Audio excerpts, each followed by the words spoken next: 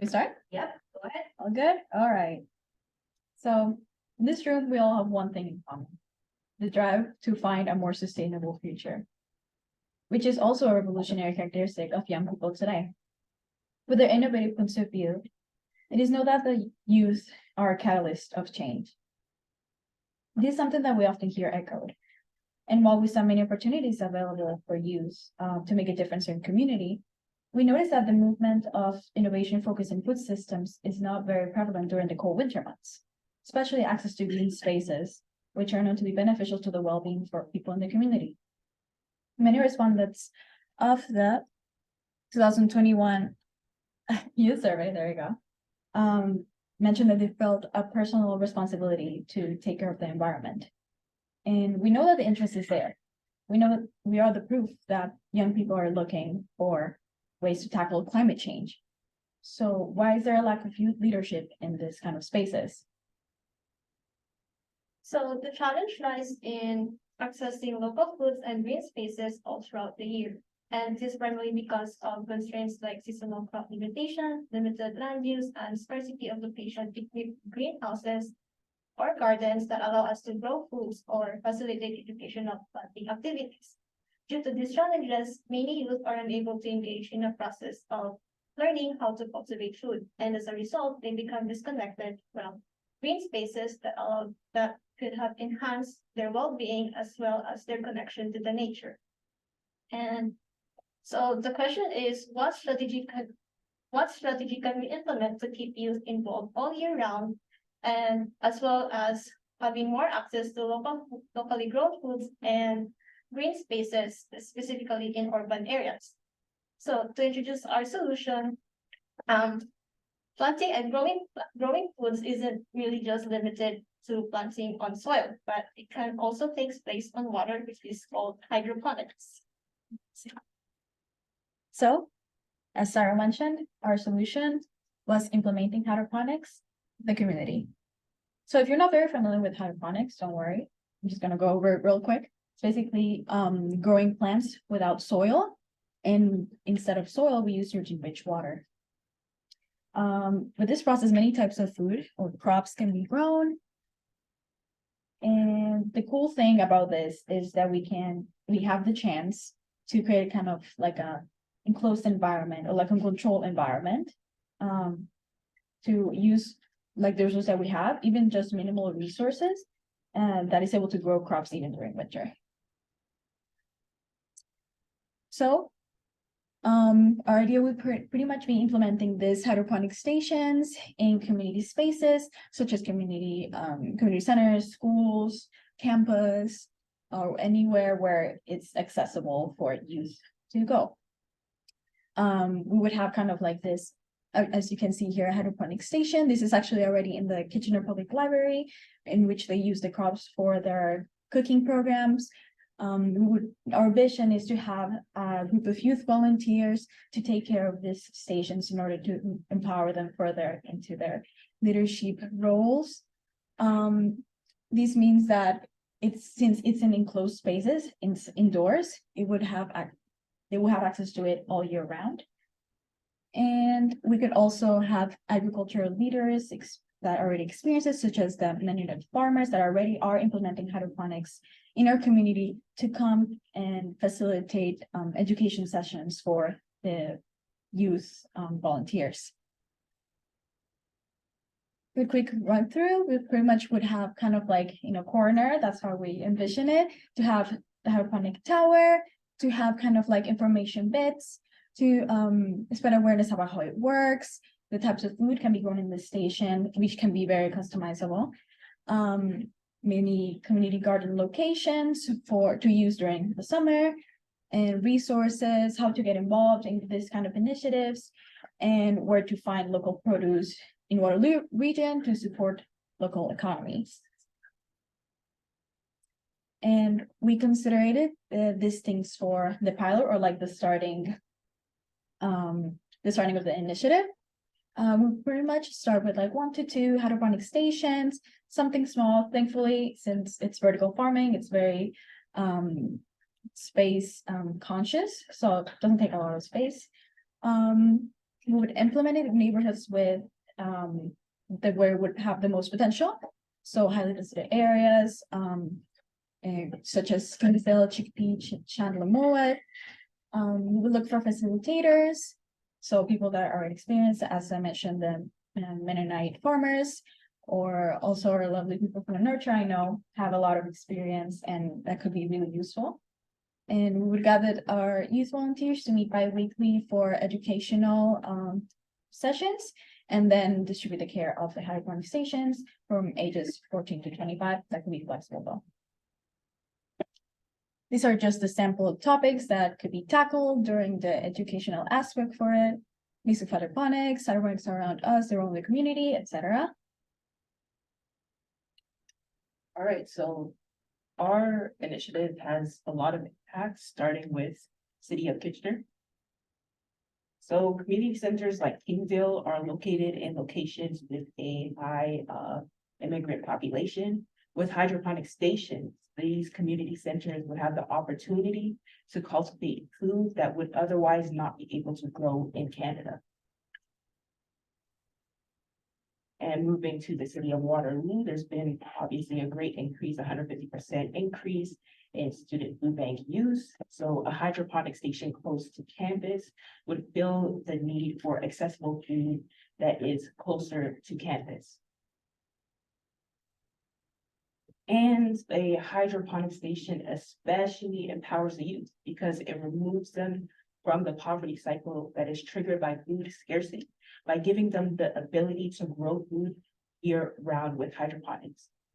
And Nurture for Kids has facilities, knowledge, and experienced youth that would be vital to the success of our initiative.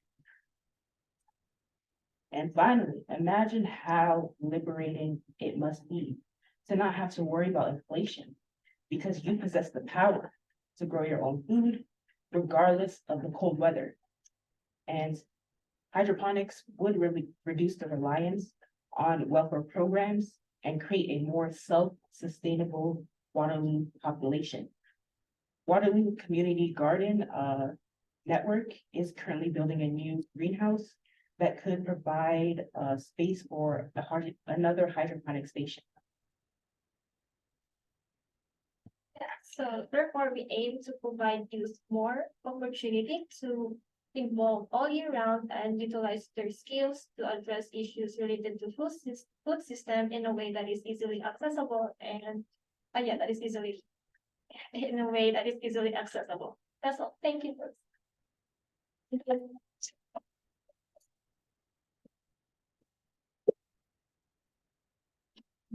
Great, so we'll open the floor to community questions. Anyone in the audience really who would like to make any comment or thoughts, keeping in mind too that we can do some of those deeper debriefs after all of the presentations have happened. And partners, FYI, you'll have access to all of these slide decks and contact information to these folks, but please ask these folks those questions to help them kind of illuminate those background thoughts that they had while they developed this.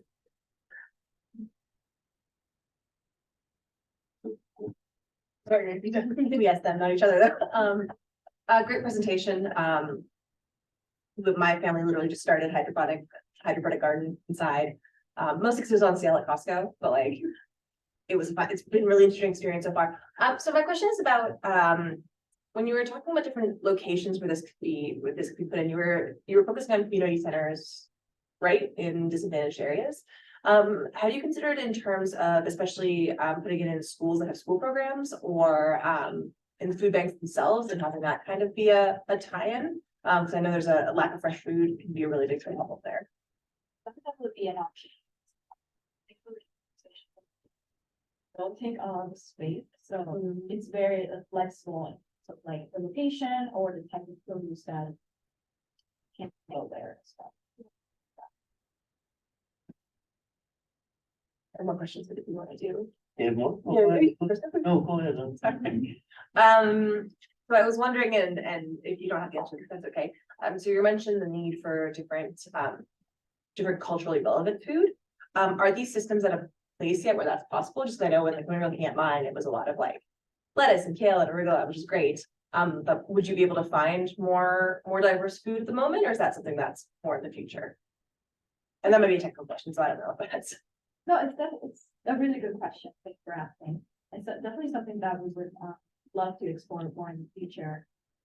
We really have kind of like the basics just yet. But we'll definitely love to kind of delve more into it. Thank you for your presentation. My last one, I really did love the idea. Just in terms of, I'm wondering about costing and the scalability of the pilot, I guess. So do you guys have like a general idea of like how much one of these units cost? Can they be scaled? Like I think as a kid, I would find this super cool to see this and go, but then like, can I get one myself? Can we go to the families? Like, how can we spread this around kind of thing? Yeah, we couldn't. At first, with the time that we've been given for this project, and they would be able to give us the numbers, and we just don't have the numbers to give you guys. But there is, what do you call it, social funding, which like specifically, delves into this area where they don't look too much at the economics, and they're just more like focused on, does this, provide a social impact? So with social funding, like he could maybe get something going like this. It's already happened in the case now. The hydroponic station in the counter is based. It's funded solely by donations, so we think that it's very possible. This could also be implemented in other areas. Thank you so much. And again, great presentation. Thank you. Okay, yeah, well, I thought that was an awesome presentation and really like cool idea to really focus on the winter aspect and being able to connect with food and access food all year round. So I know that there are some schools already in Northern Region that are bringing in hydroponics and towers in order to fill this gap that you've identified. I've been really curious about how the towers work myself because I don't have a ton of direct experience with hydroponics. So I have a couple of technical questions as well, but I'm also curious about your thinking. And one of the things that you identified at the beginning was access to green space all year round. So as part of that, filling that gap with the hydroponic stations, do you feel like some of the skills with growing on these stations would be transferable to growing outdoors? Or do you see the stations operating all year round to accompany or complement some of the outdoor garden spaces? I think it definitely would be something that can complement skills that are transferable from the traditional kind of gardening. But the way that we envision it would be something that like not only be prevalent in the winter months, but also all year round. And also depending on like how much sunlight there is and stuff, there's different like types that can be grown. So it's definitely something that I look forward to working on the rest of the year, not only the winter months, especially the winter months where these spaces are not very accessible. And I also want to add that since in urban areas, there's a lot of like what do you call that?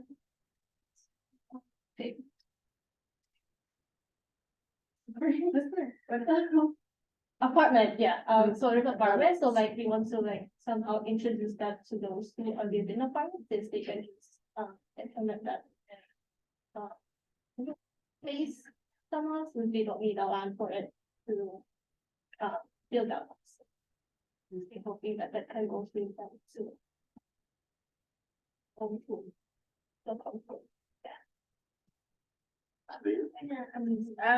So like echoing what they said, really good presentation. Less of a question and more of a, if you are looking to pilot this in Kitchener. I know there's a Love My Hood grant that does one more community-based, it's a community-based grant. So if you have an idea of a community that might be interested in doing this, I would look into Love My Hood to see if you get this funded, because I know if you start one, it could, and they, because Love My Hood is always looking for new ideas and how to promote it. And I know community gardens is one of those really big ones where they're always requested for community gardens. So if this can be piloted somewhere, they promote it to see if other communities would want to do it. So if you are interested, if you guys are based out in Kitchener, I'd recommend that. I'm happy to get more information afterwards too. We would love to take your contact information. Yeah, I think you have contact with the right people, but yeah. Thank you. And City of Waterloo, might they have any financial supports maybe? That's just putting me on the spot right there. For sure. I'm sure they do, I just don't have it off the top of my head. There's the love, I would be. there's also the Lots of rise really like great. for Kitchener. Okay, I was gonna say, I know Commissioners love my, we have a lot of neighborhood grants, so I'd be more than happy to Yeah. also connect you to the right people, I just don't have the exact papers. Yeah, we would love to talk about this for like later or in the email, whatever Yeah. works best for you guys. Yeah, no worries. Yeah, so you're gonna be working with the multiple levels of government, right, as well as corporation, other interests, right? You've got some really good plan involving youth, of course, is very important. You know, Nicola's coming from the Swirl program, Nurture, involving youth, and there's youth and school food gardens, and these would be good partners for you. So you're well onto this learning curve, and the work is ahead, right? So I think that, you know, any of us would welcome questions or make ourselves available to you as you move this forward. But I get interested in sustainability, that something really has legs that can be set up and then maintained and keep going, right, and growing. And, you know, I think that when we talked about this when Miriam was there in the online meeting, that one of the things that we could do is consider what does it look like to have a greenhouse that at Petersburg, for example, where we have electricity and natural gas and something that is producing enough produce to go to a market. So that is there potential for marketing, you know, produce from the enterprises that you're initiating, right? And so scalability has some advantages, right? And so thinking in terms of, you know, what the largest might look like. One of the things that's interesting to me is what is the definition of a greenhouse? And I think that greenhouse regulations are regulated by whether food is grown hydroponically or whether it's grown in soil. And so one of the things that you might want to look at as you start going through stumbling blocks is it better in some ways to grow through soil? Right, your greenhouse people in the community, there's some people that have lots of greenhouse experience here that could tap into that experience for greenhouses themselves, right? And that would be hydroponics, and I was telling Tanya, there's 2 acres of greenhouse available for rent just north of Elmira, if anybody's interested in a big project. Thank you so much for it. Definitely, like, would love to talk about it more. And thank you so much for your feedback as well. Yeah. Yeah.